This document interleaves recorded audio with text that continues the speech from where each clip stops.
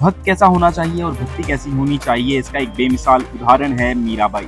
मीराबाई के बचपन में कुछ ऐसी घटना हुई जिसके बाद अपनी किशोर अवस्था से लेकर अपनी मौत तक मीराबाई सिर्फ भगवान श्री कृष्ण की आराधना करती रही और आखिरी में उनमें ही समा गई। एक ऐसा ही मामला फिलहाल उत्तराखंड के हल्द्वानी क्षेत्र से सामने आ रहा है, जहां पर एक 8 वर्षीय लड़की ने भगवान श्री कृष्ण को अपना पति मान लिया और फिर आखिर में कुछ ऐसा किया कि अब ये हर किसी की जुबान के चर्चा का विषय बना हुआ है।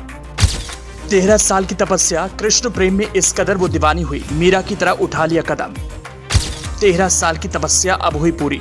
हल्द्वानी की मीरा ने भगवान श्री कृष्ण के प्रेम में डूबकर ले लिया फैसला। उत्तराखंड के हर्षिका ने कान्हा जी से रचाई शादी, बारात लेकर आए कन्हैया, 7 जन्मों की खाई कसमें।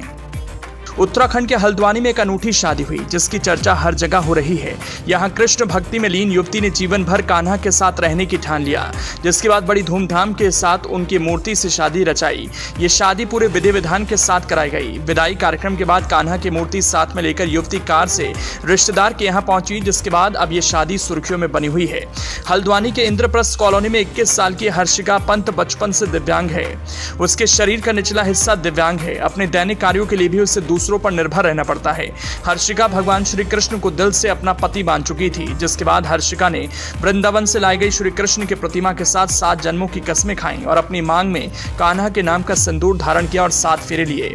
हर्षिका के माता पिता ने खुद इस शादी का मुहूर्त निकलवाया और 11 जुलाई को परिवार की सहमति से भगवान श्री कृष्ण से शादी रचाकर अपने जीवन को समर्पित किया। बता दें, शादी 11 जुलाई को धूमधाम से हुई। इससे पहले 10 जुलाई को घर में मेहंदी और हल्दी का कार्यक्रम भी आयोजित किया गया, जिसमें सभी रिश्तेदार और आसपास के लोग भी शामिल हुए। हर्षिका की बारात बैंड बाजे के साथ उसके घर पहुंची, जहां भगवान श्री कृष्ण की मूर्ति कार में सवार होकर आई। हर्षिका के घर बाराती कान्हा की मूर्ति साथ लिए दरवाजे पहुंचे, जहां कुमाऊनी रीति रिवाज के अनुसार भगवान कृष्ण की मूर्ति का दरवाजे पर स्वागत किया गया। इसके बाद कुमाऊनी रीति रिवाज के अनुसार हर्षिका का भगवान कृष्ण से शादी रचाई गई। इसमें जयमाला से लेकर तमाम रस्में निभाई गईं। हर्षिका को आशीर्वाद देने के लिए दूर दूर से लोग आए। दुल्हन बनी हर्षिका अपनी सहेलियों के साथ जयमाला लिए स्टेज पर आई और कान्हा को माला पहनाई, जिसके बाद लोगों ने राधा कृष्ण के जयकारे लगाए। हर्षिका पिछले 15 वर्षों से भगवान श्री कृष्ण को अपने हृदय में संजोए बैठी थी, जिसके बाद उसने भगवान श्री कृष्ण से शादी कर ली। हालांकि वो अपने ससुराल यानी वृंदावन नहीं गई, बल्कि श्री कृष्ण को जमाई बनाकर अपने घर में ही रख लिया। इस शादी से हर्षिका के घर वाले बेहद खुश हैं।